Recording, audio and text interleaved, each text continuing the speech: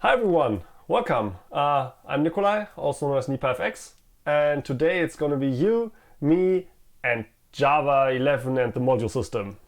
We're going to take a Java 8 codebase and we're going to move it to Java 9, 10, and 11, and we'll see that there can be some hurdles, and we'll discuss in detail where they come from and how to overcome them, and why you have a very high chance to not even encounter them, but we're still going to talk through them.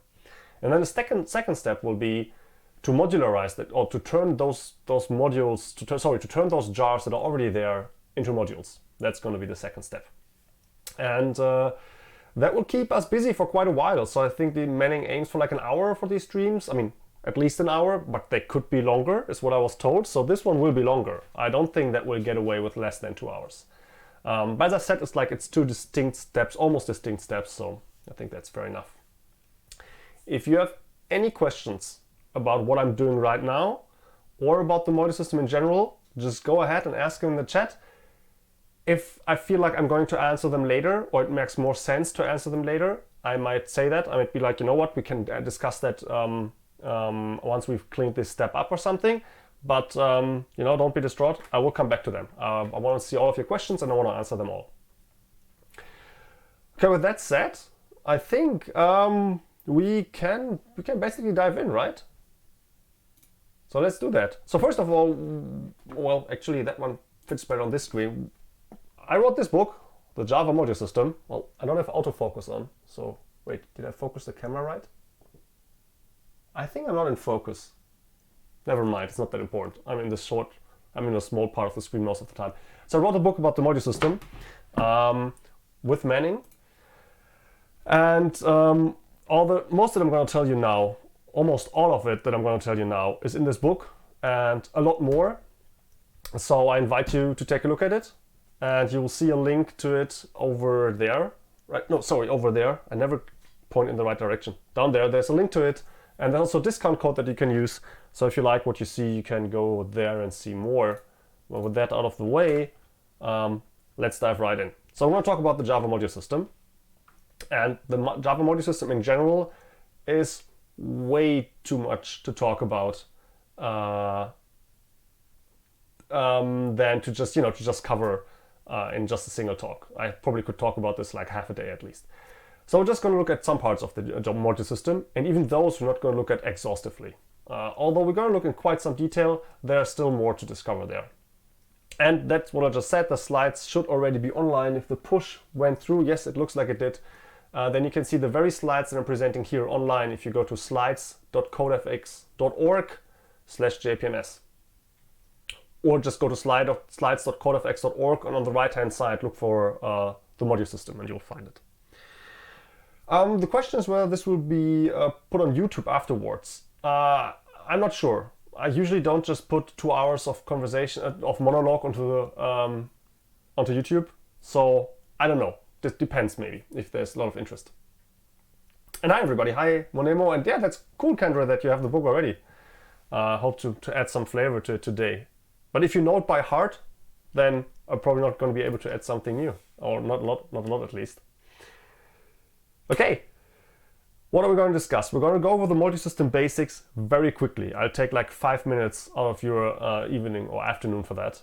And then we're going to spend the rest on looking a little bit beyond the basics and the command line options, because we're going to need that, and then we're finally going to focus on the two main issues: migration challenges and incremental modularization. So let's start with the basics. Very short version. What are modules about? The thing about modules is that they have things that jars don't have. A module has a unique name. Ideally it's globally unique, but at least it's unique in your local build. It expresses its dependencies on other modules, and it can export specific packages, and everything else will be inaccessible to the outside world. And all of these information that I just described, they will be defined in a module info Java file. And you will compile that to a module info class file. And that class file will end up in the root folder of your jar. There's an exception to that if you build multi-release jars, but generally that's where they go. So that means that a module, from the viewpoint of the Java platform module system, a module is a jar with the module info class in, with these properties, defining a module name, its dependencies, and it's the packages that it exports. And that's very similar to what other module systems do as well. I'm not so sure about Eclipse because I never used the RCP bundles, but OSGI does basically the same thing. It's not in all detail the same, but the concept is the same. You have a jar like you always have, but then you add this meta information.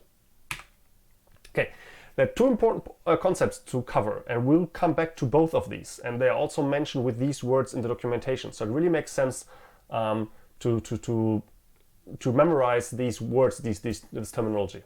So the first one is readability. A module expresses dependencies, right? So you can write module A requires module B. That's the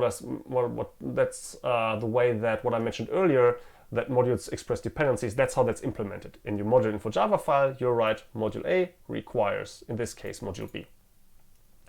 And then whenever the module system is in play, that is when you start compiling, but also when you start running your application or your project, then the module system will check whether, if it sees A, whether it can also see B. And if it finds A and B, then it will make sure that A can read B.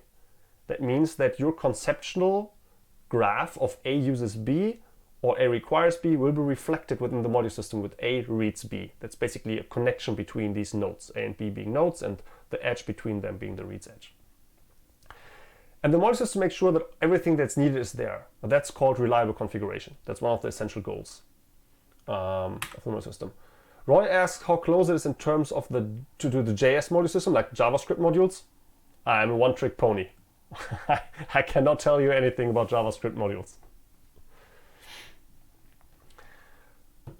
The second big thing is, as I said, modules have names. Well, you've seen the name already. That's this one here. And it expresses dependencies. We've seen that. The other thing is that everything that is not explicitly exported is hidden.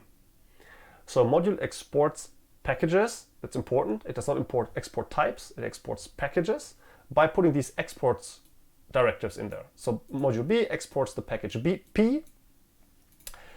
And then, A tries to use B, let's say. A tries to use a type out of this package P. When can it do that? And there's now three requirements. The first requirement is that the type that we're using across module boundaries has to be public. And that's common case, unless you recreate the same package in another jar. That was already the case. Probably using type from a different package, so that type has to be public. That's an old requirement. Two new requirements were added. Type has to be an exported package, right? So P has to be exported, and A has to read B, right? So A cannot just use stuff in B. It has to actually require B, so it can read B, so it can then access the exported types. And everything else, everything that is not a public type in an exported package, or everything that is in a not exported package, right? So all of these other things, they're inaccessible at runtime, at compile time too, and that also applies to reflection. Reflection has no superpowers here. Very important. We're going to see that later, a couple of different places. Now the module system was developed with two goals in mind. One of them is to modularize the JDK, and it's inarguably its primary goal. And then the secondary goal was to allow us to modularize our projects. And people don't agree on the fact whether that succeeded. I think it does. Other people disagree. But the point is, first and foremost, it was created for and applied to the JVM itself. The JDK itself. The JDK or the Java API was split into these modules that you can see here. If you can't quite make them out, it's not really that important. You will see stuff you could see stuff like Java SQL in there, or Java logging, and you can kind of guess that Java SQL probably contains the JDBC stuff, and Java logging contains Java util logging. So these kind of things were split into several modules. And then at the very bottom, you will see one module where a lot of arrows point in, and this is a reduced diagram. Actually, all the modules depend on that one. That is Java base. There's a special place, that's the one that contains Java lang package, and it contains the module system itself, and it contains all the stuff without which you can never run a Java program. So you always need Java base, no way around it. A very simple example for you to get the ball rolling. We're going to come back to it occasionally. And that one is an advent calendar. And so the prototype for Jigsaw, Project Jigsaw, was the project that introduced the module system. Let's go back one slide. And it came out in October 2015, if I remember correctly. So it was October. I'm not even a Christmas person, but I thought, look, I need some example to play with. Why not create an advent calendar? I would have never thought that even 5 years later I still use the same example, which is awkward because like 9 to 10 months a year, it's weird to talk about advent calendars. And I found out the hard way that there are places on Earth where people don't really do the whole advent calendar thing, which is actually good for them, because apparently they figured out that that feeding kids chocolate in the morning is not a good thing, not a good idea. Anyway, so then I had to actually go through what does an advent calendar do. But for most of you, I hope that you know how an advent calendar works. And so this project has 6 very simple types.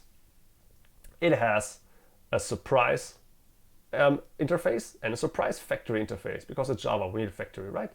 We have 2 implementations of these interfaces, and they provide chocolate or some interesting quotes. And then we have the main calendar consists of, well, the calendar type, and it has 24 calendar sheets. Really straightforward, very simple. That's how this project is structured. Now, most of the code is trivial. A little bit more interesting stuff happens in main. The main class is not listed here. It's basically one that puts all of this together. And here you can see how this program works roughly.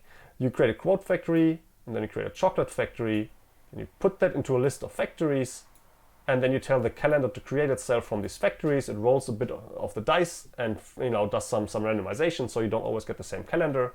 Then you can turn it to text, and then you can print it. Very, very simple. Of course, it's ridiculous to apply the module system to this project, but that's what it's there for. 6 simple types and main, so 7, and we're going to apply the module system to this. There are different ways to cut this. No reason to go through this in detail. Let's just say we cut this into these 4 modules called surprise, calendar, factories, and advent. And remember, that means, because a module is a jar, that means we now have to create 4 separate jars, right? Advent on the left, that's the module that contains the main class.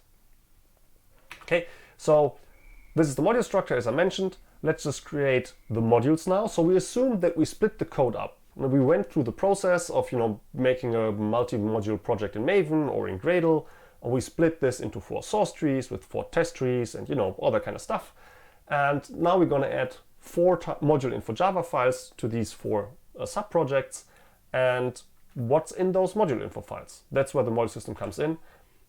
And let's go from right to left, because it usually makes the most sense to start with the modules that don't have dependencies. That's usually the most reasonable place to start. So surprise module, that's, we call that surprise. Actually, that's not a good name. As I said, this should be globally unique. So proper module names are like package names.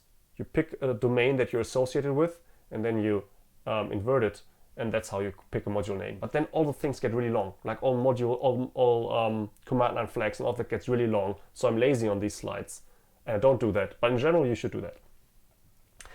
So surprise requires no external modules, just Java base, and you don't have to require Java base. I mentioned earlier you have to require all of your dependencies, right? Java base is an exception. Everybody needs Java base. No reason to require it.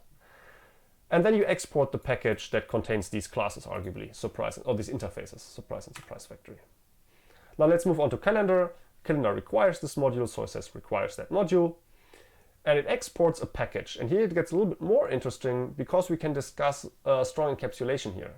Because if you would look at the code, you would see that the calendar needs a calendar sheet, but it never exposes that calendar sheet. That's an implementation detail, so you want to hide it.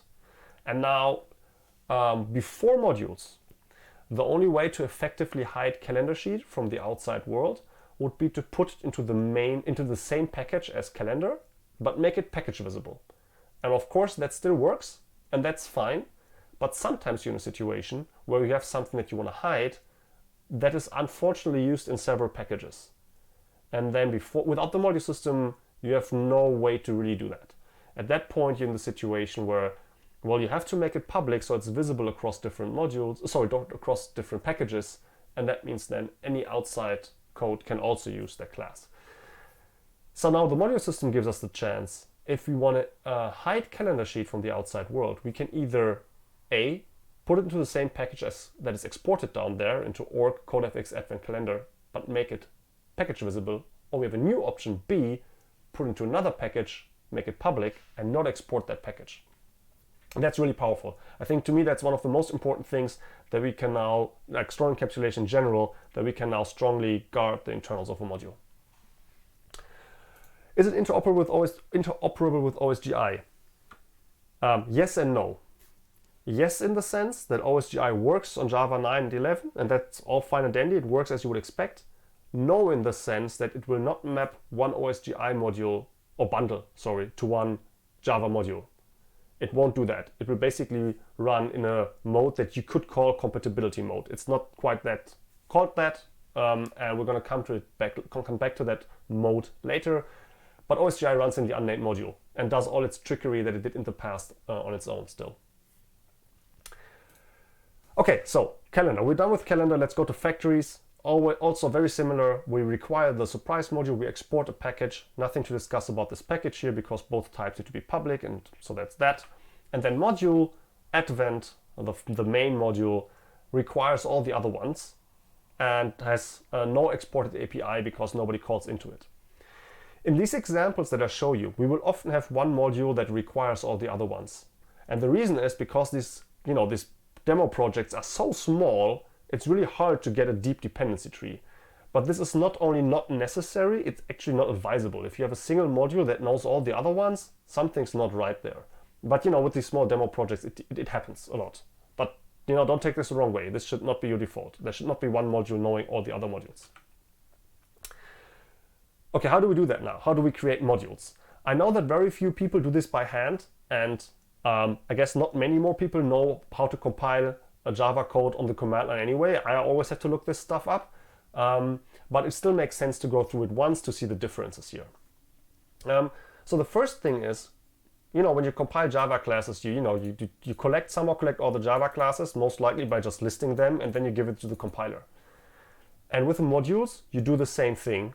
You just add module info Java. And Maven does that for you, and Gradle does that for you.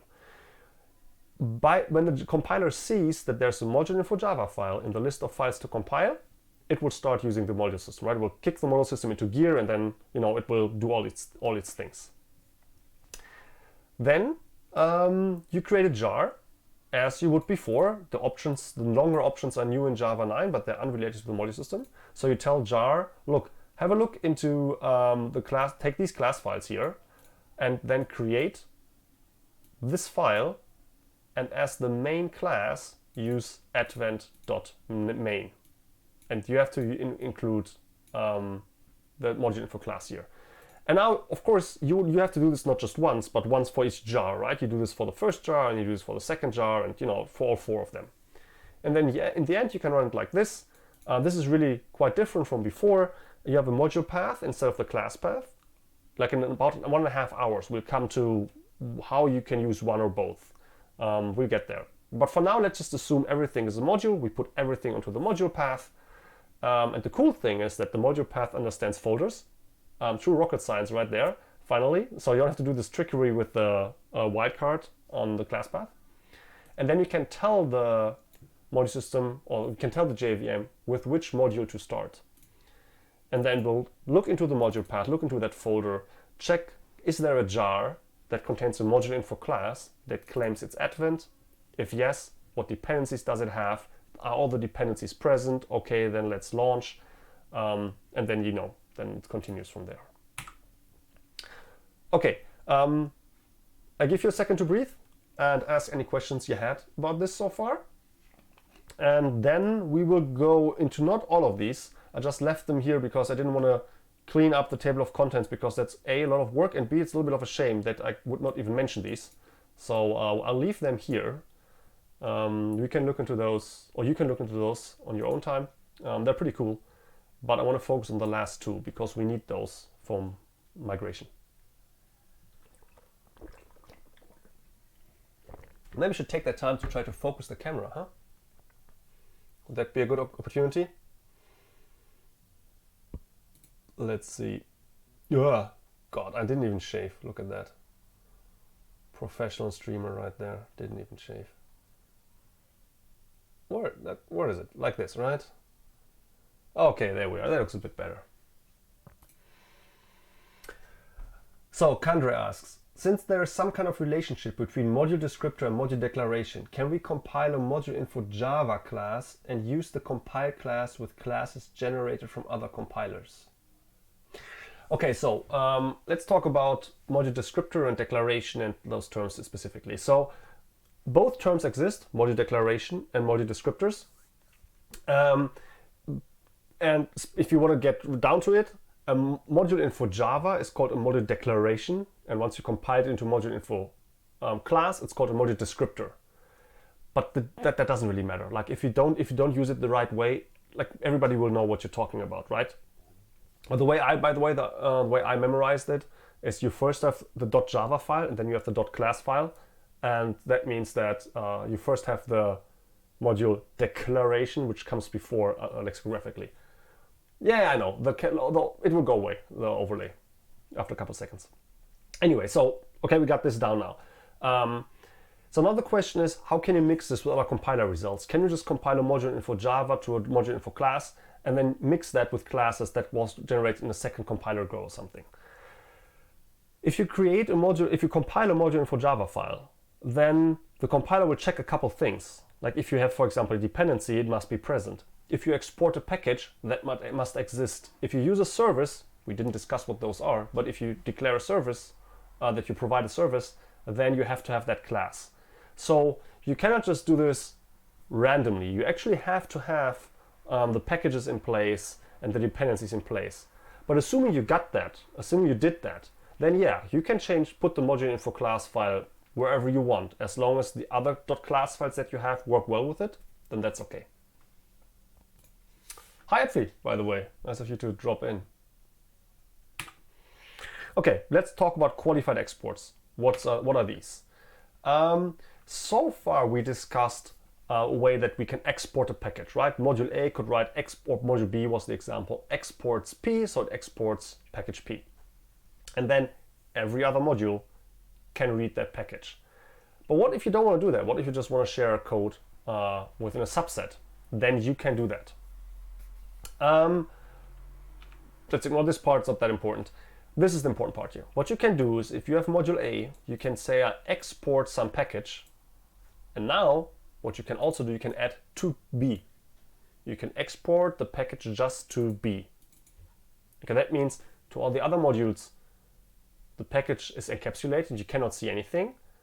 But to B, the package is exported as you would expect, and you can access these types. Now, the only reason why I tell you this is because we later see command line options that use this exports to. So I want to tell you now. So just keep that in mind. Just like you can export a package in general to the whole world, you can also export to specific packages. I'm not going to go into use cases in detail. It's just a feature that's there. Also, we don't need the example. Let's skip. Let's go to reflective access. That's another thing that's, I think, more important than qualified exports. And it also plays a role when it comes to migration. So what we did so far, but if you want to export types, or if you want to make something accessible to the outside world, you would export the entire package.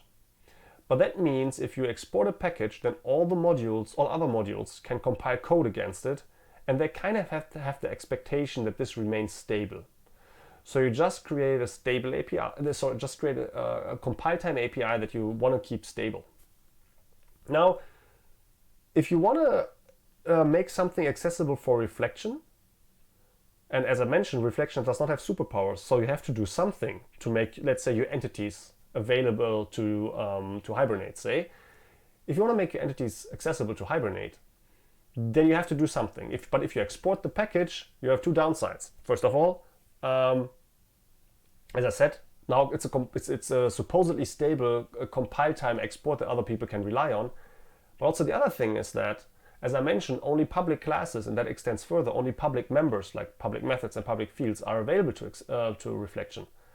And that's weird, because for reflection you would usually most likely you would like to reflection to be able to, for example, do field injection. I'm not a fan of field injection, but if you want to do that, then it has to be able, Hibernate has to be able to access those private fields.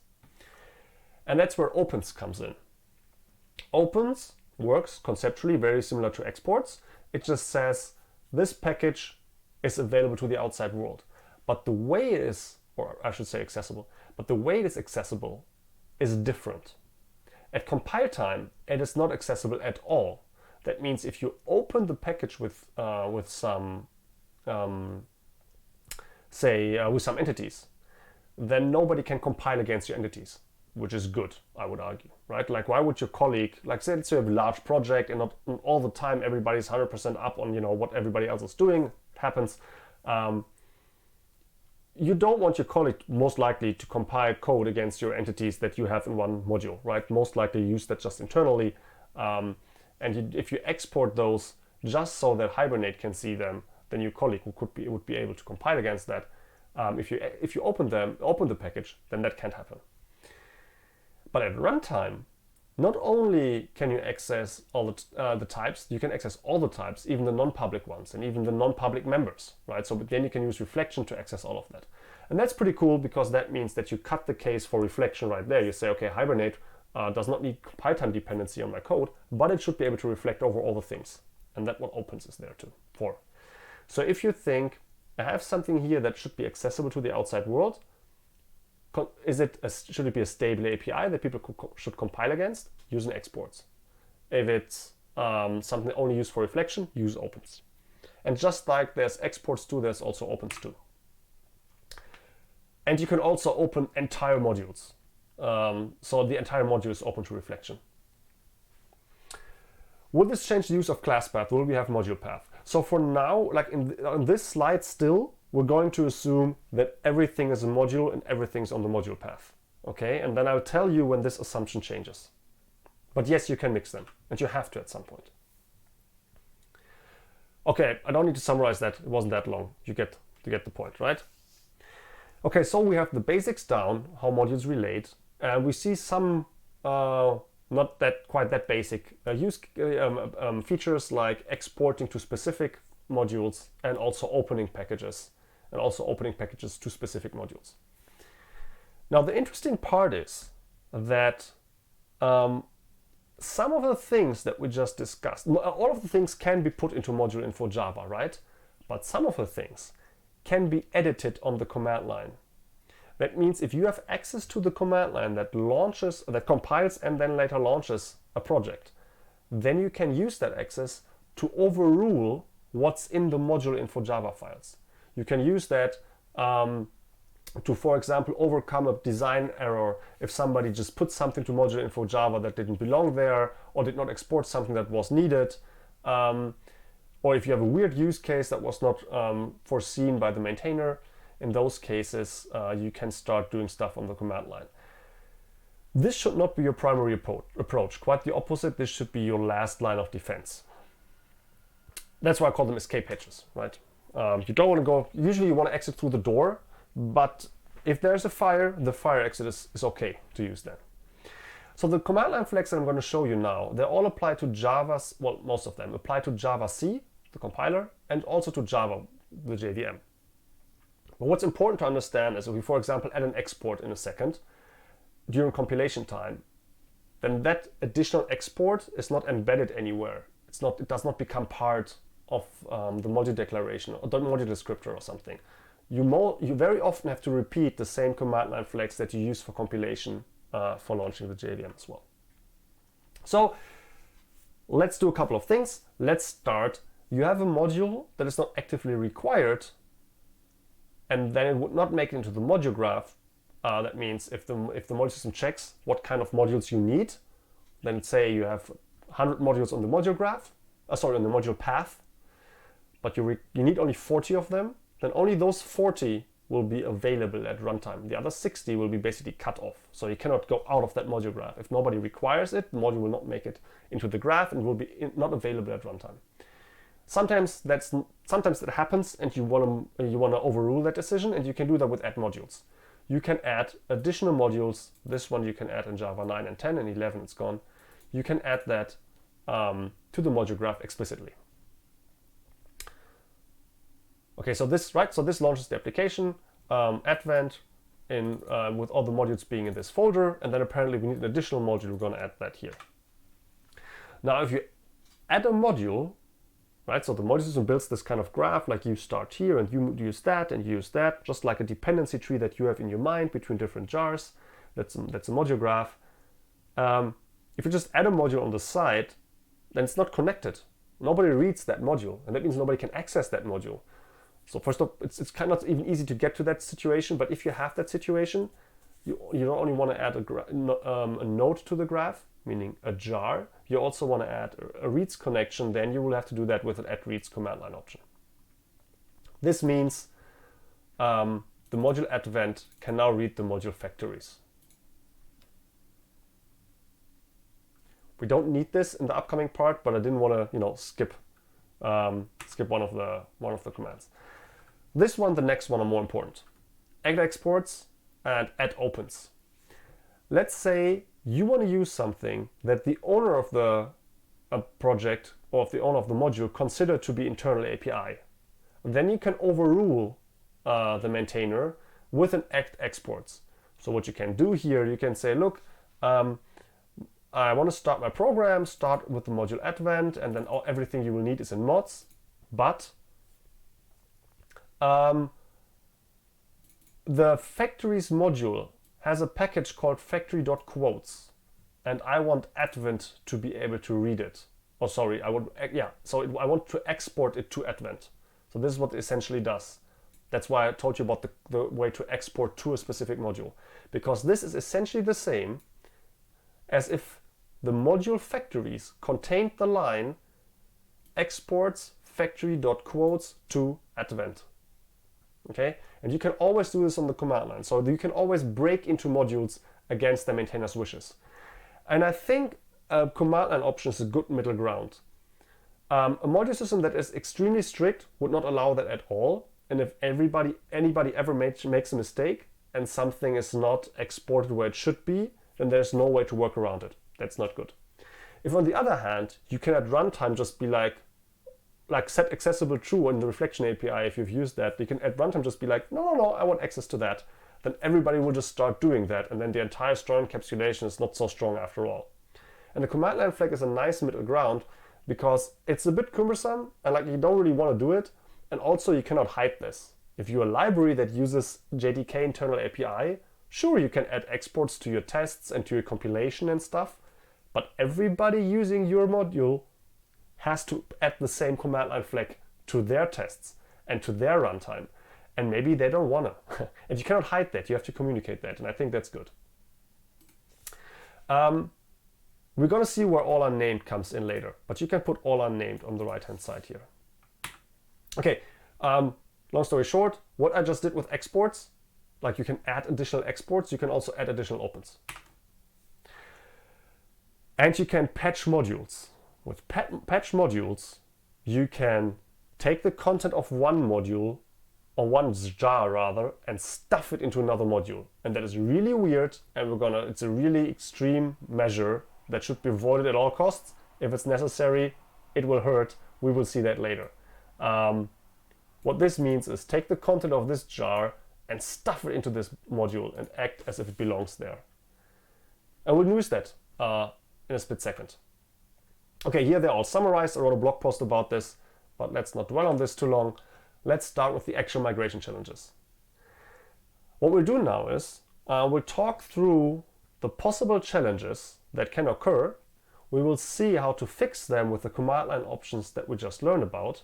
And then we'll have a live coding part where we'll apply this to a project that I purpose built to be broken in as many ways as possible. And you will have to help me there. So you will have to get your keyboard out and put the focus into the chat window, because I hope that you can help me go through that, and we'll see some error messages, and then you can try to map them to what I tell you now and help me give me tips on how to work around them. Okay? So in other words, this will be on the test. So let's start with the migration challenges. What do you have to look out for when you're running on, well, JDK 9, 10, 11? There's small differences there. There's only one non-trivial difference between 9, 10 on the one hand and 11 on the other hand. And we'll do the demo migration from 9 to 10 to 11, but you don't have to do that. I just do that to show you a couple of more details than I would otherwise be able to show you. If you're still on Java 8, it's perfectly fine to immediately go to 11.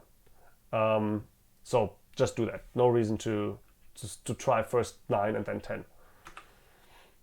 So the thing is, there are tons of internal changes within the JDK for Java 9, and some of them might break your code, even without modularizing the application. And that's a very important part, right? As I said, up to now we've been in the world where everything is on the module path. We don't do that anymore. Now we just take, okay, we just discussed modules and we thought about modularized applications, and we mainly did that so you have a mental model of how modules work, because the modules are in play within the JDK. But your code does not have to be modules to run on Java 9 or later. Your class path application that works on Java 8 can work just as well on Java 11. You don't have to create a single module, but it can break for reasons that are mostly related to the module system. And these breakages occur whether you build modules or not. Okay? So it's very important. It's not the modules. You don't have to create modules, but if you don't, whether you create them or not, you might run afoul of some of these issues. There's a good chance, let's just stay here for a second. There's a good chance that you will see none of these problems. I will talk about later what you should do, but the gist is update all the things. If you can now update all your dependencies and all your tools, specifically now in 2020, you have a good chance that you can just bump your compiler target from 8 to 11, and you will not see a single of these problems. I'm going to go through them, so in case you cannot update a dependency, or a dependency is no longer maintained, or you use one of the rare projects out there that still don't work properly, so that you know what you do. But ideally, I could just cut this short with update all your things, bump the target, and then it just works. And there's a good chance that this is true for your project, right? So what I will show you now is the collection of all the things that can go wrong, and we look at the project. As I mentioned, it's purpose built to break. Don't take this the wrong way and we'll be like, oh, all the migrations will be this hard. They won't. Some of them can be even harder though, so you never know which one's your case.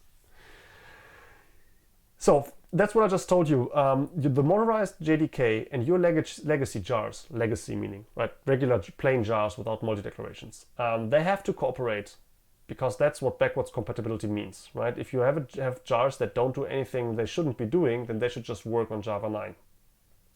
The problem here is that the module system really wants everything to be a module. But for compatibility reasons, your jars have still to work on the class path. So how do we fix this? This is where the unnamed module comes in. What the module system does is, if you put stuff onto the class path, so in this scenario, all of your jars are on the class path, but the JDK, of course, is in modules. So the way these interact is that the module system takes the stuff that's on the class path, puts it into a big box, calls it the unnamed module, but it doesn't call it the unnamed module. Because if you call it the unnamed module, it sounds like the name is unnamed, but that's not the case. It doesn't have a name. It's the module that shall not be named. It turns into a box, writes no name on it, actually, and makes it into a module. And then the module system still functions, because now everything is a module. The class path stuff comes to a module that has no name, as I mentioned. It reads all the other modules, and it exports all its packages. And the last 2 points are there for maximum compatibility, because nobody knows what's in the unnamed module. Nobody knows what other modules it needs. Nobody knows what packages it might export. So it reads all of them and exports all of them. Now remember that it reads all modules does not mean that it can access all of their internal APIs. It reads just means that it can access any types at all. And whatever crazy thing you do on the class path, like, hey, we got Guava in 3 different versions there and it still kind of works and all that kind of stuff, that still keeps working within the class path. So the idea was to leave as many things as possible in place on the class path. The big challenges are these four. The changes to internal APIs, JEE modules, which is my handy way to sneak around the Java EE, Jakarta EE thingy. I mean, now they're Jakarta EE modules, but back then they were Java EE modules. So those kind of modules, what happened to those? The split package situation, or split package, the problem that you can have there. And then finally, runtime images and related stuff. And let's go through this. What's an internal API? Well, every package that starts with sun.something, and most of the packages within the JDK that start with com.sun something, they're internal APIs. We should never have been using them. And we did it for quite some time. Oracle even trolled us by pulling out some page from like 1999 where Sun was like, you cannot use these types. and the entire ecosystem went, who cares? So we've been using those a whole lot. Many of the classes that, well, a whole lot. It's not like they're like in every import, right? It's not like they're present in every class. But with a whole lot, I mean that most projects out there that, or at least in 2017, almost no project out there did not have a dependency that would use this. Like all the great dependencies, like all the Spring Framework, Hibernate, Mockito, all the mocking frameworks, they were all using these kind of internals. So that's not ideal. And so the decision was made, everything I just told you means you cannot access this, period. Not at compile time, not at runtime. If you take a Java 8 jar that does this and put it into Java, like that accesses JDK internal code, and put it into on Java 9 JVM or Java 11 JVM, you would expect it to just break. Okay, that will break a whole lot. So the decision was made, okay, let's not do that quite that hard. What we do instead is, if you compile against the JDK 9 or later, then you will not be able to compile against these internal APIs. Asterisk, I'll come back to that in a minute. But if you build on Java 8, and there were back then, you should not have been using them, or we should not have been using them, but if we did, we can then take that Java 8 jar, put it into the Java 9 or 11 JVM and run it, and then it can access these internals. If you use reflection to go to the internals, you get some warnings. They are unfeasible for strict bytecode dependencies, so you don't get anything there. But yeah, there you go. So you can still access them at runtime for your old code. But if you want, so that means if you have a Java 8 build and you just want to run the tests on 11, then you have a higher chance of passing than if you also want to build against 11, meaning compile against 11. But I would still recommend to build against 11. We'll come to that in a second. Well, not in a second, but we'll come to that later. Okay, the small asterisks I just mentioned, there are very few APIs that were deemed critical, meaning there is no good replacement for what they offer, and a lot of the ecosystem depends on it directly or indirectly. Chief among them is SunMISC unsafe. If you just hide SunMISC unsafe, a lot of stuff out there will break. And if you replace all of uses, whatever, all the places where SunMISC unsafe is used with the proper public APIs, a lot of things will have a huge performance degradations, or just lose features entirely. Okay, so SunMISC unsafe survives a while longer. The JDK team has since been busy providing public APIs that replace part of SunMISC unsafe, and the idea is that it gets shipped into ever smaller pieces, and at some point it would be gone because everything that's used is in a public API. What can you do to find these? First and foremost, you can use JDEPs. I'm not going to go into detail of JDEPs, but I'm going to mention a couple of times. JDEPs is a command line tool that was shipped since Java 8 actually. You will find it in your JDKs or the JREs, well, not your JRE most likely, your JDK's bin directory on Java 9 and later. The difference between JDK and JRE is basically vanished. You will find the bin directory just next to Java and Java-C and Javadoc. So it's a command line tool, and it does dependency analysis based on bytecode. You throw a bunch of bytecode in it, and it will just go through that, scan it, build dependency trees, stuff like that. And it has a bunch of flags. And what I tell it here is, I tell it, look, start with this jar here, which is a project that a friend of mine is maintaining, Scaffold Hunter. Start with that jar. And then I put all the dependencies into the libs folder, so please use that as the class path. And recursively search through that. So it starts here, starts with the Scaffold Hunter jar, and then analyzes each class. What other classes does it depend on? And recursive means if you step outside the Scaffold Hunter jar, don't stop, but go on. Go all the way through all the dependencies. And this flag means all I care about is tell me whether I use internal APIs. And then you get output like this, where you see, for example, that Bartik codec jar uses something that's removed. More specifically, the JPEG image writer uses JPEG codec. JPEG image writer this is the class out of Bartik codec jar.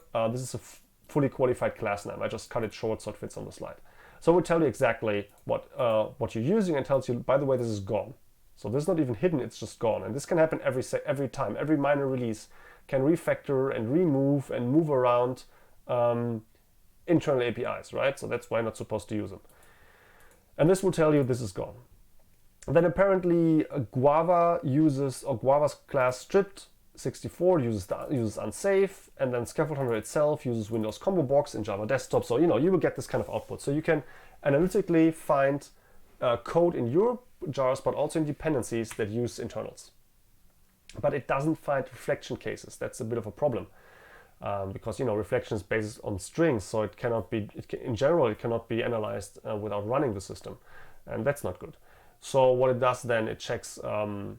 You have to do that actually. You have to look for calls like class for name, for example. Class for name will not fail, but it's often the entry point to reflection. The calls that will fail is set accessible. The method set accessible on the class accessible object or interface. I think it's an interface. That method, that's the one that will fail if you try to break into an internal API. If you use reflection to break into internal API, then you will usually have set accessible true calls. What you can do with set accessible true is there's a private field. I still want to read it. So you get the field, use reflection API to get access to that field, to get a handle on that field, and then you call set accessible on it and tell it like, I know it's private, I don't give a damn, I want to make it accessible. And these calls will fail in the multi-system, with the multi-system in play. And yes, you would have to check that for dependencies too, but it's probably easier to just run your test or run your application and see it. So what do you do? If it's your code, you have to fix it. If it's a library, you have to contact the library developer and maybe open an issue or upvote an issue, or maybe even try to contribute a fix. If all of that doesn't work because maybe the version is old, the project is not maintained anymore or whatever, you have to start looking for alternatives. Maybe there's a JDK API that does that. Maybe there's another dependency that you have to use. These are the proper long-term solutions. Fix your code and help the maintainer fix their code.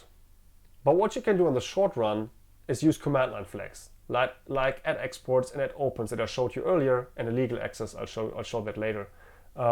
You can use these command line flags to break into this API. But remember, that does not fix the underlying problem. It's still internal API. It can still change every day. And that means your code can still break with any minor update. That's why we're not supposed to depend on internal APIs. So these things are really a marker for, these ones. Hey, come on. There you go. For technical debt. This means technical debt right here. So that was the first one, internal APIs. The second one is shorter and more straightforward. What about JEE modules? So Java EE is separate from Java SE, right? When we're talking about JDK, we're usually talking about, or Java in general, we usually talk about Java SE, Java Standard Edition. And there's a bunch of APIs that were never part of Java SE and yet they were shipped with the JDK. The reasons for that are complicated, but that was the case up until Java 8. So for example, the Java Activation package, that's in the Java Activation module. Java Transaction was in Java Transaction module, and then the entire JUX WS was in JUX XML WS, and so on and so forth. These six modules contain Java EE APIs. And these were in Java 9 and 10, you can use these modules, and I'll show you later, but they are removed in 11. So in 11, these modules are no longer there. And if you want to find that out, you can use JDAPS. you can tell JLabs to build a dependency tree, and then you can see on the right-hand side is any of those one of the removed modules. And what can you do to fix it? That's a short-term fix that works on Java 9 and 10. I'm going to show it to you just because it's fun and we can apply a couple of command line options. But this should not be your not only not your first choice, it should just not be your choice. Pick a third-party implementation instead. This is a link that leads to a Stack Overflow question that I asked about that, and we collected a bunch of implementations in the answer. This does not mean that this is the best implementation. It just means it's a implementation. It's just one that works, or an implementation rather. So replace these Java EE APIs if you have been using them, and chances are that you have if the project is not very small, then there are fair chances that you have been using them. Replace them with a third-party implementation as a regular dependency. Works wonders. Okay, now we get to a third problem: split packages. And this one is very special. It's a rare problem, but it's also a really devious problem. It's probably the most devious that the entire migration and module system has to offer, and I would say by far, because it doesn't tell you about itself. If you use an internal API, the module system tells you. If you use a module of the deprecated Java EE with deprecated Java EE APIs, the module system will tell you. Like, it's very verbose in its error messages. You get a lot of useful information out of it if you understand it at a decent level. Even if you don't yet understand it at a decent level, it gives you error messages that you can start looking for and searching for in Stack Overflow and stuff. So those problems are kind of fixable. There's a path from I have that problem to my solution. Split packages are really devious. The error message will not tell you at all what's going on. And here's what's going on. The idea is that every package should belong to just one module. Okay, so if you have a package called comfoo bar, then only one module should contain classes in that package. The rule is no module must read the same package from two modules. Technically, that leaves the option that you have a split package, but it's just never exposed to the same module. But never mind, because that's not what the implementation does. The implementation is no two modules must contain the same package, and it doesn't matter if they're imported or not. That means if you have two modules and both contain types in the same package, they don't have to be the same types either. Just comfoo is the package, and then you have a class A in one module and comfoo class B in another module. Both of them contain types in comfoo, and the module system will not let you launch. You will get an error right then and there. That will not be allowed. And that error case is very verbose. We'll see JDEPs in a second, but also Java compiler and the JVM will tell you, look, you got a split package, I'm not doing this. That's fair enough. The problem is, if one half of that split is on the class path, the module system will not tell you that I have a split package, but it will not see the path, the part that's on the class path, and you will just get no class def found errors at runtime. This really sucks if that happens, because what you basically get is like, I cannot find this class, and you're like, wait, why? Where does it come from? And you find out, wait, the class, it comes from that dependency. And then you look at that dependency and like, wait, the dependency is there. It's on the class path. Why would you not find that class? I mean, come on. And then, okay, the reason for that is that I mentioned earlier that modules are exposed to a couple of checks, like the reliable configuration sees whether all of them are there. It checks in a couple other things as well. One of them is it checks split packages, and if it finds them in these modules, it tells you about them. I also mentioned that the class path, the chaos of the class path, is allowed to live on in the class path. So the class path is not exposed to any checks. And that means if the module system scans the modules and finds out that comfoo, the package com.foo, lives in that module over there, it will know that whenever it looks for a type in that package, it goes looking into that module. So when you now look for a type comfoo that's in the module, it will see, oh, it's a package comfoo. I'm looking for a type in there, so I know it's in this module. Let me scan that jar. There the type is. Everything's hunky-dory. There you go. If the type is not in that jar, it will do the same thing. Will not find the type here, and then it's like, Well, but the package belongs to this jar, so the type should be in here. It's not in here. I can't, like, it's not there. Like, it doesn't even check the class path. Okay, that's bad in the sense that it's really hard to analyze. And honestly, I think an error message would be better there. I think the JVM could do better and could then, if it doesn't find it here, could then check the class path, because it's already a no class def found error. It's very likely this will crash the JVM. I think this is not too much to ask from performance-wise. Check the class path and be like, at least give you an informative error message, right? It should still crash. I still agree that it's not a good case, but should at least tell you about it.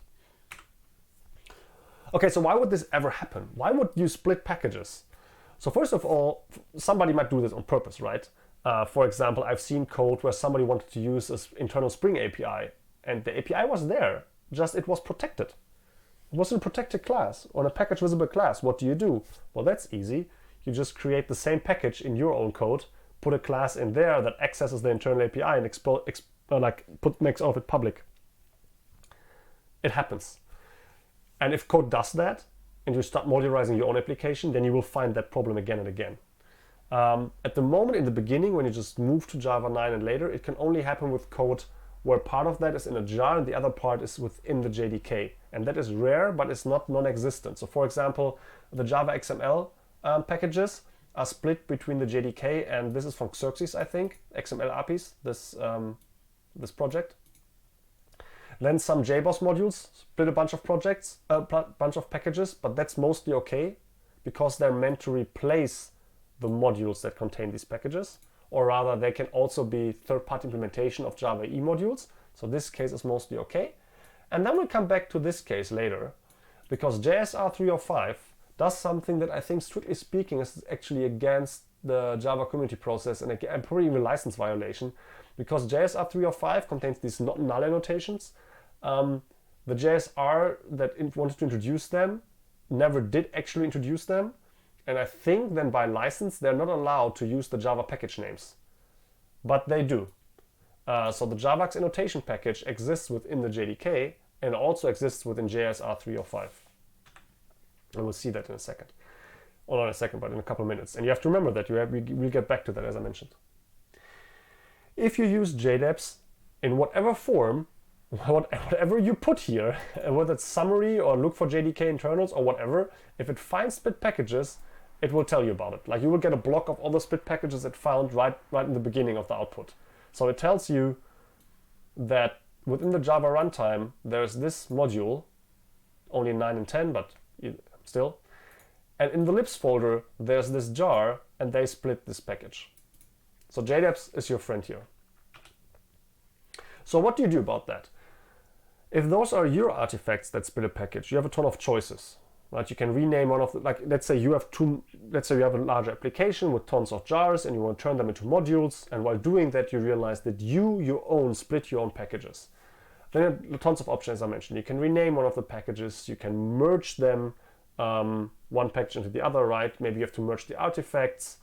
If none of that works, you can keep both of them on the class path because, the chaos lives on there. Both of them on the class path, that's important.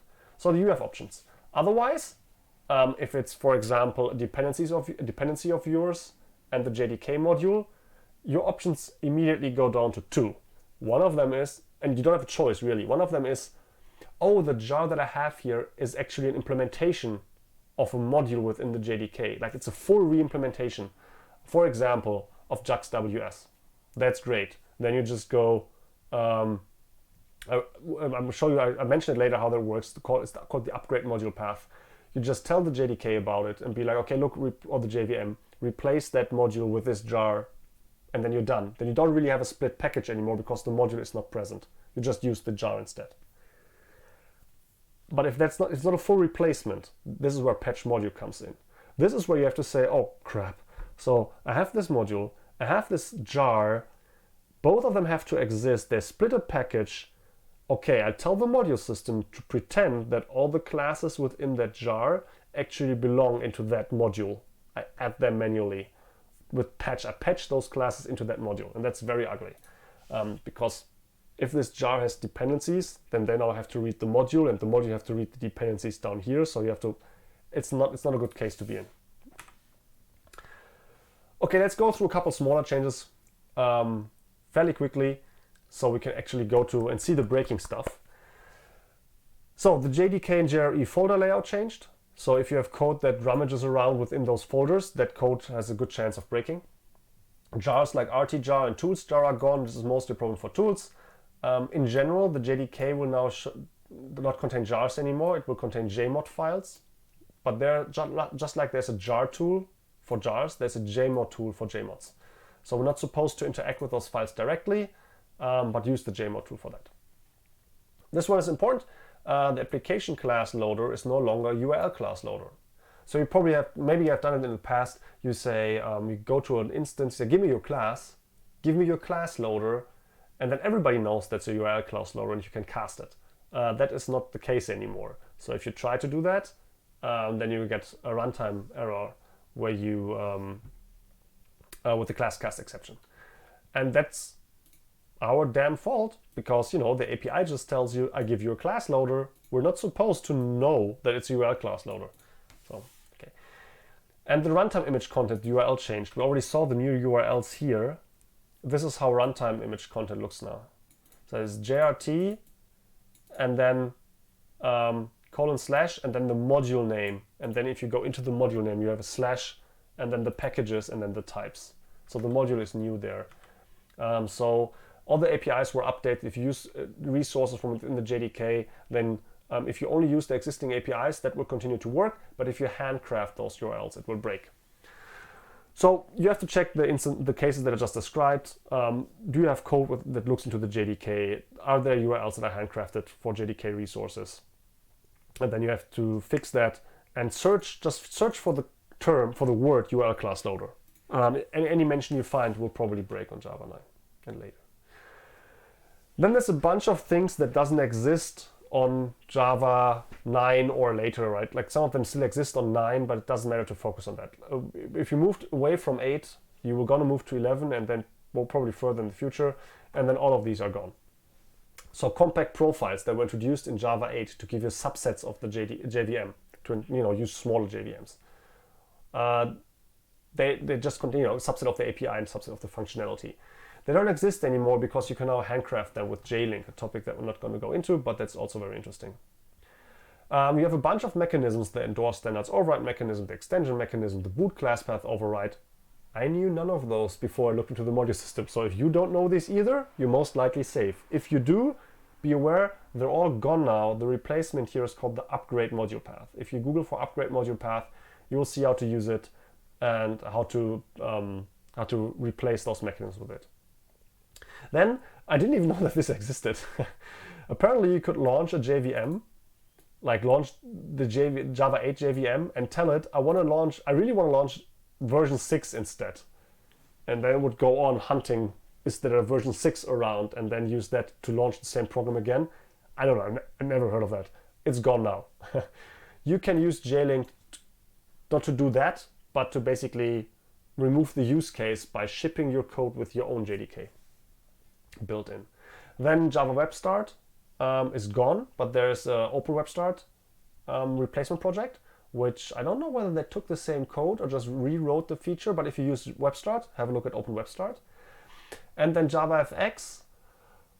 Well, JavaFX is a bit complicated. JavaFX was never part of Java SE, and as far as I'm aware, Oracle was maybe not the only one, but one of the very few Java distributions that actually shipped JavaFX within their downloads of JREs and JDKs. So for example, all the OpenJDK builds you would get like ICE and stuff, they would not contain JavaFX. Mostly Oracle would do that, and it no longer does that. So JavaFX is now just a regular dependency. Look at openjfx.io and you will see how to use it. And there's a bit more. I wrote a migration guide about that. Also, remember, the book contains also all of this information, well except about, I think these 2 lines are not in the book. Sorry, the last 2 lines here are not in the book, but all the other ones are. So yeah, there's a bit more, but not too much. What I do go into more detail in the book, and what's very worth thinking about is a little bit on the background. How do you plan those updates? How do you execute those updates? The planning part, the TLDR is, If somebody asks you for an estimate, how long do we take to upgrade to Java 11? Don't give them an answer. You cannot know. You can do a couple of analysis, as in, like with JDEPs and stuff, but there might be one single cast to URL class loader that makes or breaks your project. It's unlikely, very unlikely, but it's not impossible. And there's a good chance that if that happens, maybe you don't find it immediately. Maybe it's hidden behind other problems. Maybe you just say, oh, yeah, we cannot compile that module over there. We just have to update the dependency, but that takes a couple of days, so I cannot do that during my testing. During my can we upgrade to Java 11 testing, I know that we have to update the dependency, and I know it takes about 3 days of work, but I'm not doing that. I'm sure we'll be fine. Maybe what you don't know is that once you've done that, then you will find the other problem, and that problem may break your neck. I'm not saying that's likely, but I'm saying that there is a chance. And guessing how long it takes to upgrade to Java 11 is basically like guessing how long it takes you to roll a 6 on a dice. Like, you know statistically that you know how long it will take, but you don't know in your specific case. We'll come to how to do that later, but I'll also go into detail in a section in the book about how to do this in branches and stuff, but I touch on a few of those things later. And then how to use JDEPs, I can also recommend this. So if you go to slides.codefx.org, you can see the slides, and all of these are links, right? So you can read the JDEPs tutorial as well. So my general advice is keep these 3 things in mind. Internal APIs, because you're likely to encounter them and they're fairly straightforward to fix. Split packages, because they're evil and unlikely to encounter them, but if you do, it's easy to miss the problem and spend way too much time on the wrong end of things. And JAE modules, also most likely very easy to fix, but internal APIs and JAE modules, those will be like, I don't know, half of the entire problems that the ecosystem has will be with these 2 things. What can you do? So the first thing you can do is to get your own code in shape. That means if you find any violation that you have yourself, you can fix them, and you should fix them, and maybe that takes time, maybe you have to do that over time. It's very important that you prevent any relapses. So say you have a larger project that cannot be migrated in an afternoon. Let's say you create a bunch of different jars, okay? If you know that the first 3 of those jars can now be built on Java 11, then make sure that you have a CI build that builds that every night at least. So you can know that if you made progress, that you cannot relapse, that you will at least get a breaking build if you do. Okay, so don't have you cleaning up the project and something like your team of 10 colleagues who maybe don't know exactly what's going on and don't have a CI build to support them, will just put in new dependencies on that old, on that old dependency maybe that you want to remove or whatever. So get your code in shape and make sure that your build tool and your CI cooperates in a way that you can verify automatically whether the progress that you've been made is not reversed. Check all of your dependencies and tools, and if anything is suspicious, and that means everything that says high performance, anything that does anything with bytecode, which means mocking, for example, or Hibernate, every build tool and IDE, they're all suspicious in the sense that they do fancy stuff that can break. Make sure those projects are alive and get them up to date. That's the best preparation for your update. If somebody says we want to move to Java 11 in fall, the best thing you can do right now is start updating all your things. And if you do that, then you have a good chance to just do the migration by just bumping the target of your compilation. If something's not alive anymore, look for alternatives. You can also already do that now. If you know that you're still on log4j1, which won't work on Java 9, then start upgrading or look for log4j2 maybe, or you want to log back, whatever. Sorry. Yes, and the best thing you can do is always just try it out. Download Java 11, just give it a try. And now we're going to do this. Now we're going to do a bit of migration. Let's close all of this. I have a demo project here, and I can quickly show it to you on GitHub. It's this one. I'm gonna drop a link into the chat so you can have a look at that and do it yourself. There's a guide in here. It's not fully up to date. I updated it today. Look, and this is quite old, as you can see. I updated this guide today, but I didn't yet put this into the description, right? So the guide is a little bit old, but other than that, you can just run through this and try to migrate it to Java 9, which is what we're going to do now.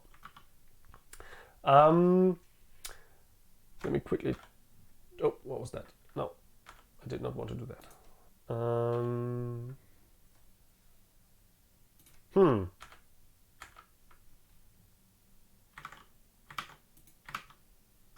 Chromium, it's not, that's not good. Come on, sorry.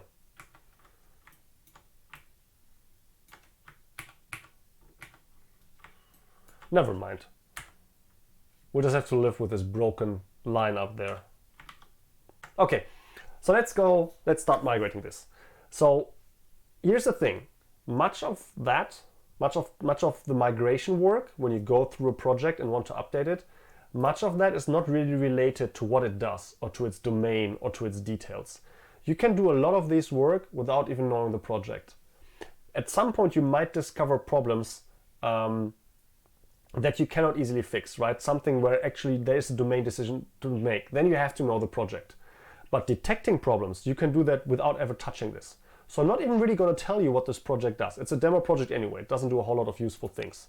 What I can do though is I can show you how it works. So first of all, let's select Java 8. Oh yeah, I use SDK man.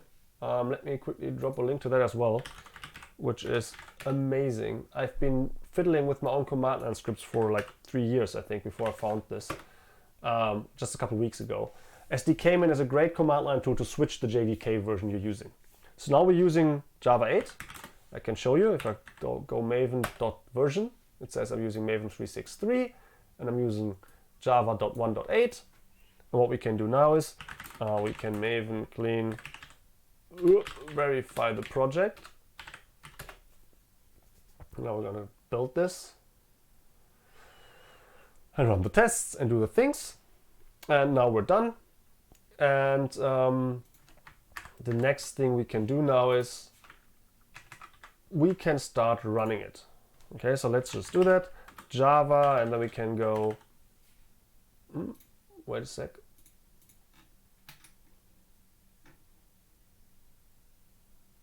Oh, wait.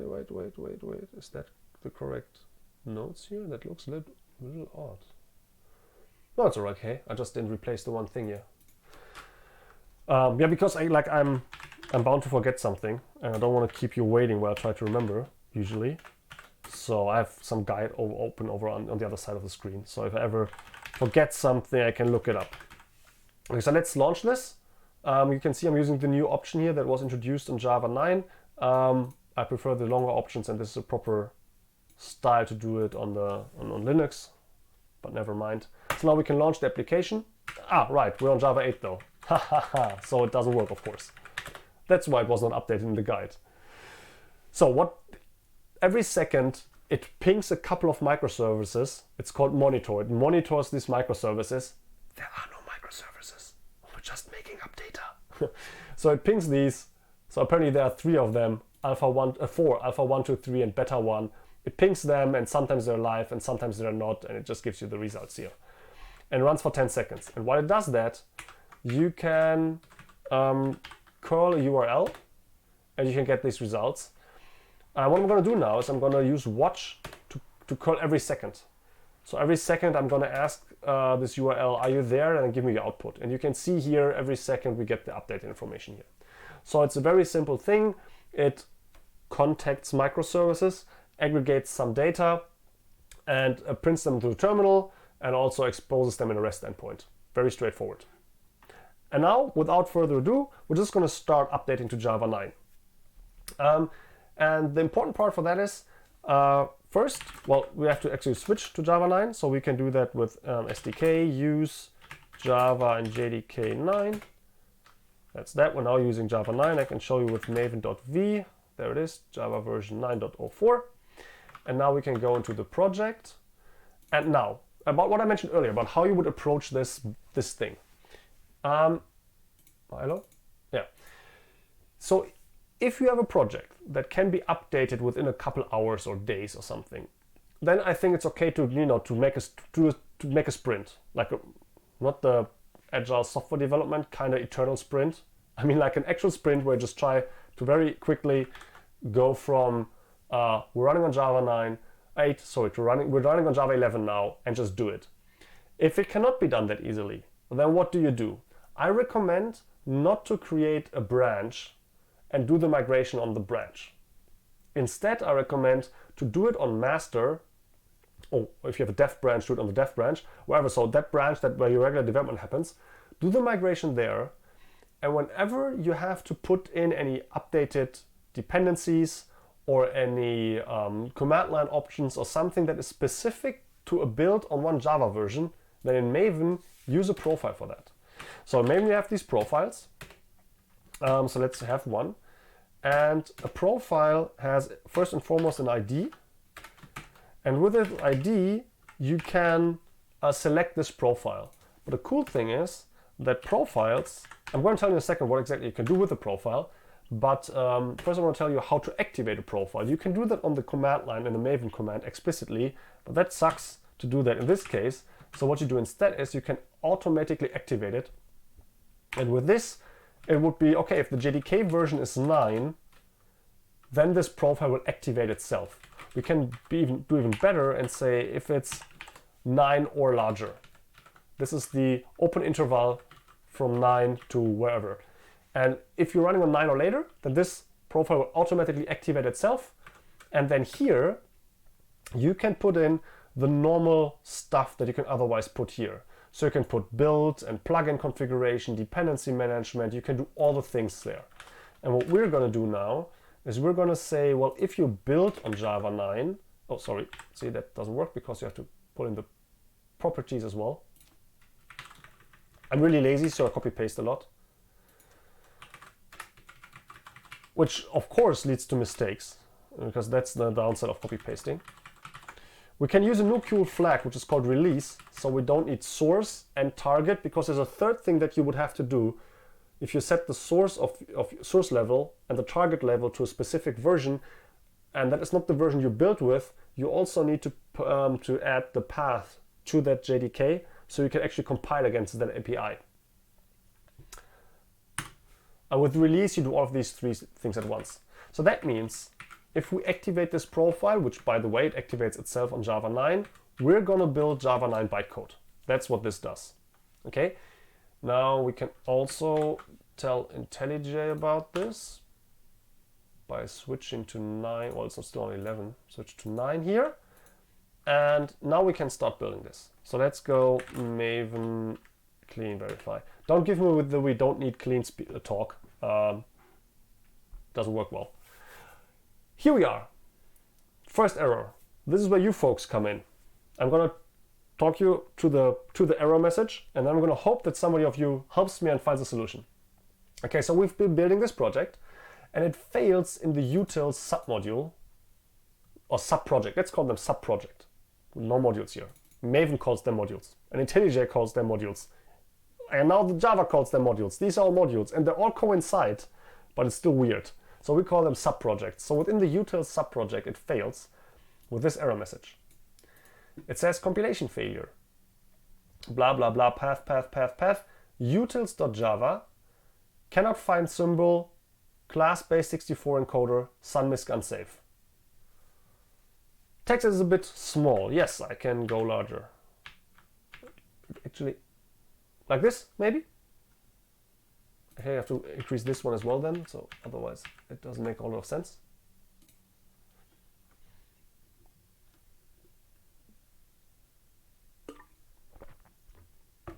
So utils.java cannot find symbol, sunmisk unsafe, sunmisk base64 encoder. What's going on? Let me hear.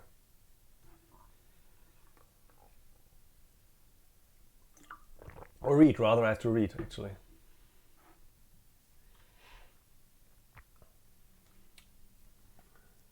Sunmisk is not externally accessible. Exactly. Sunmisk is an internal API, and you cannot access it from the outside. But actually, it's even worse, because in this case, the API was actually removed. Remember, we shouldn't use internals? That's why, because they can be gone. So in this case, it's even worse. Base64 encoder is just gone. There's not even, so you cannot even use a command flag to use it, to get at it. So the answer is It's a little bit of a trap. The answer is maybe it's not good that the first question I ask you is a bit of a trap. But it's generally the real answer. SunMISC was an internal API, but it's not the promise that it's gone instead of being just encapsulated, but still the solution is very much the same. You find a proper public API, that's the first thing you should try and use that. So it was the utils class, and if you look at that, then IntelliJ, because I updated to Java 9, right, it already knows what the problem is, so we can remove that here. And here we encode a string to base 64, and I think the new one is, what is it? Oh yeah, right, base 64, and then you say .get encoder, and then you encode to string, right? Is that? No, we encode the other way, right? No, we encode to string, okay. Content dot get bytes. There it is. Okay, and remember, we have to remove the import, because I often forget that, and then it doesn't build. Let's go into monitor utils and build just that, because there will be other problems coming up. Right, okay. So we've built that one, but now we get these ugly warnings. An illegal reflective access operation has occurred. Illegal reflective access by, remember what I said earlier? That if you have code that was built on Java 8, but runs on Java 9 or later and accesses internals, then that will still be allowed. That's why this works. But it uses reflection, which is why you get this warning. Okay, so what do we do? What do you do now? An illegal reflective access operation has occurred. Access by this class. It accesses Java lang class loader find load class. Please consider reporting this. What could we possibly do? We need to open the module? Exactly. But first we can make it worse by giving you a good way to find this. Because look, it fits even with this insane resolution, it still almost fits the entire build onto a single screen. That never happens, right? A real build is way too long. So what I would recommend, in general, is to go into your POM, and then we're just going to do it for monitor rest now, but I would put that into the parent POM. And I recommend to configure, oh yeah, first of all, what we do now only works in Java 9. We're going to add command line flags that only exist in Java 9, so we have to do that in a profile. And within that profile, what we can do, as I mentioned earlier, we can repeat the build tag, and then we repeat plugins, and then we have a plugin, and then we have the artifact ID will be Surefire, not just Surefire though, right? What's it? Maven Surefire plugin? That one. Oh, sorry.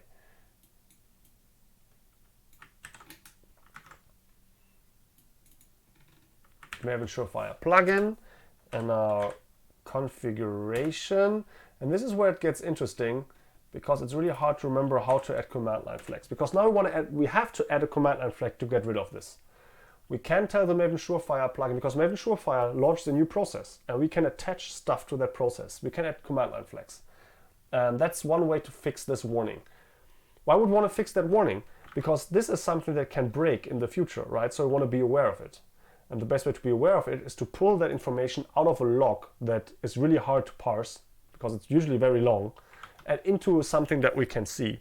And the best way to find it in the first place, I'm going to add an argument line here, that's how it's done, yeah, okay, is this illegal access that I skipped on earlier. We have this command line flag, and by default it allows illegal access. And what I highly recommend is to go into your parent POM and configure Surefire. Actually, you know what, let's put it there. Let's take this out of the monitor rest. We've been editing the monitor rest POM. Let's put it into the parent POM. Oh, it's already here. Would you look at that? So it's, oh, but it's not in the Java 11 or the Java 9 profile, so we put it here. Okay, now we set this to legal access deny. And that means, I'm not sure whether that pulls that in or whether we have to rebuild the parent POM as well. Let's see. Yes, okay, no, it pulls it in. So what we did now is we disallowed illegal access. and then these tests fail. And I highly recommend to do it that way, because then you will see them. You can no longer miss them on accident. Blah, blah, blah. Like Mockito is very verbose with its error messages, which is great. It gives you a lot to work with. Underlying exception, inaccessible object exception. Module Java base does not open Java lang to the unnamed module. And now we do what Kendra said. We're gonna fix that. We're gonna make Java base open that module. Look, it's almost code.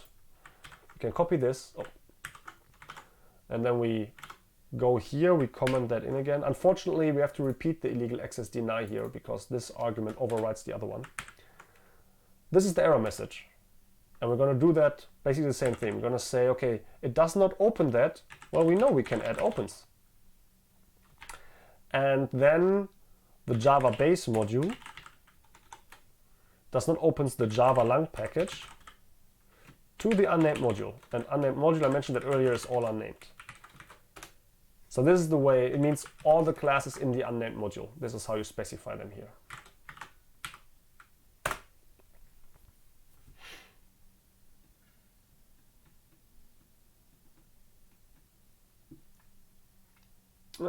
That doesn't look good.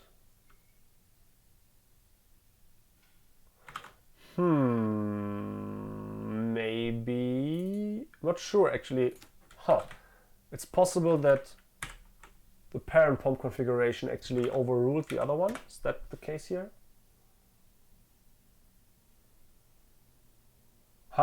Wait, we're doing something wrong. Oh yeah, we're in the wrong project. We're not in, for no reason I put this into monitor rest. We're not supposed to do this in monitor rest, because monitor rest is not the module that, or not the jar that contains the violating classes in here.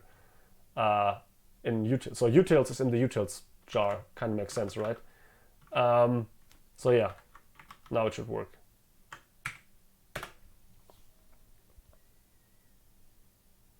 And there we are. So the build is clean now, in the sense that we don't even get a warning anymore. That's good. And instead, we basically pulled that technical debt into our configuration. And for example, what you can later do is I fixed a build. Basically, when I fix a build, after I updated all the dependencies that I can update, my first way to fix things is to just add opens and exports in all the places, because presumably I'm already on the most recent versions. And then once the build works, we can then work towards replacing this. So then I would look, okay, why do we need that package again, and what can we do about it? And so usually that's one way to do it. So this now screams technical debt. Maybe you can add a good comment, by the way. I often mark comments. Why are you doing this, IntelliJ? Often mark comments like this, for example, Java 9. So I will find them, and then I would maybe Mockito uses internal API. Right, so then it's easier to look for the Java 9 tag, and then you can find all these occurrences. Have a system. It's fine to put these here, but you have to work towards removing all of these add opens and stuff. Okay, that works now. Now let's build all the projects, and now we're going to get into more troublesome territory. Okay, so this time it's monitor rest that failed, and it's a compilation error. The compilation error said, this is the path, but the class is this one, monitor server Java, error, package Java XML bind, and down here it's package Java XML bind annotation, is not visible. And then it says, the package Javax XML bind annotation is declared in this module Java XML bind, which is not in the module graph. Oh, Kendra, I didn't see that you found the error earlier there. Yeah, good spot.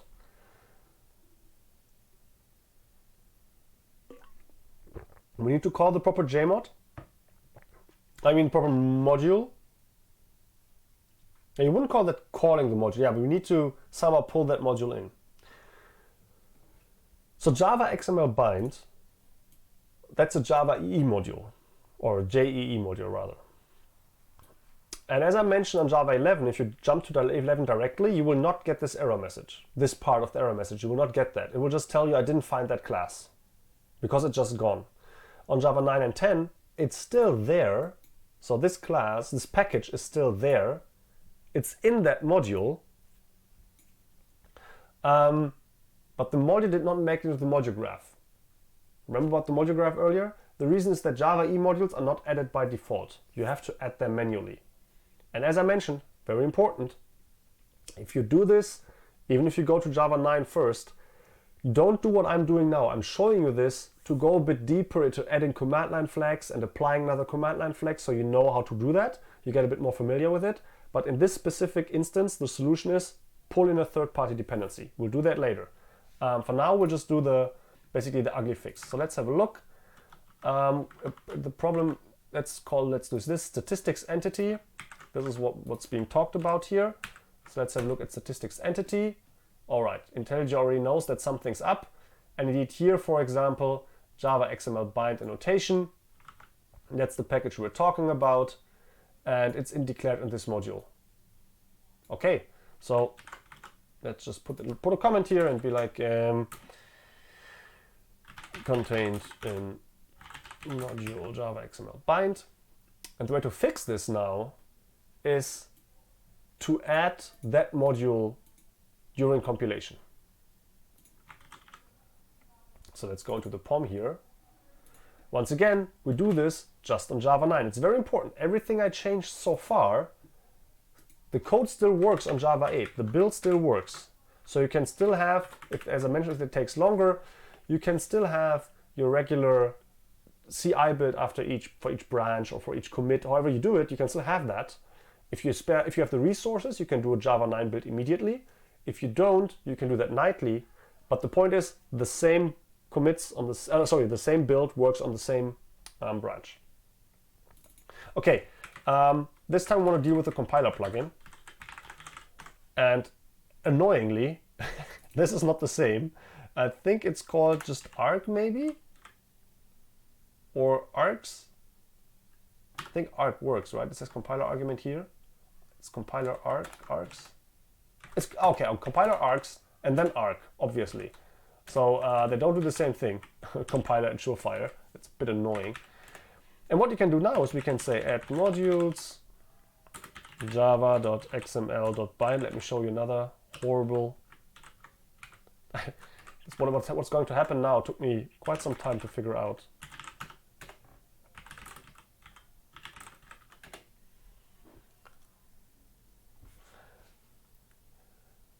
Invalid flag. This is an invalid flag. What? Why? Took me ages to figure this out. I don't know what happens, but this space somehow does not properly survive the transfer to the compiler. I think the reason is because this gets split into an array and it's presented to the compiler as two separate command line flags. So don't put all of these command line options, they accept spaces and they're more readable that way. But within Maven that doesn't work. I'm not sure about Gradle. Within Maven it doesn't work. So within Maven, make sure that each of these commands, well actually, there we go, that each of these commands actually contains no space.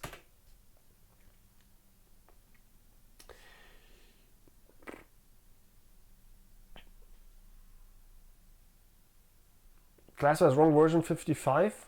Wait, what? 55? That's...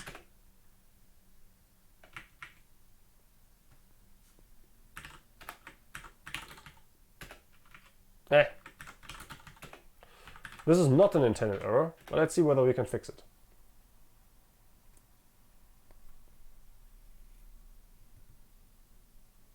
Yes, we can.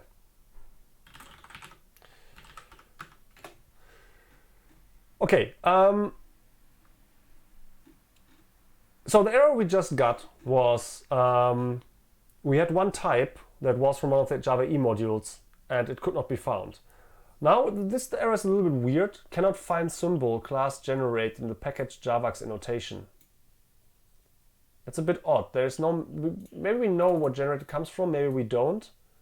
But it's a bit odd.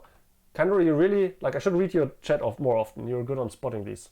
And if we go into IntelliJ, back into statistics entity, well, it doesn't know that we're adding these on the command line. So IntelliJ is kind of lost here.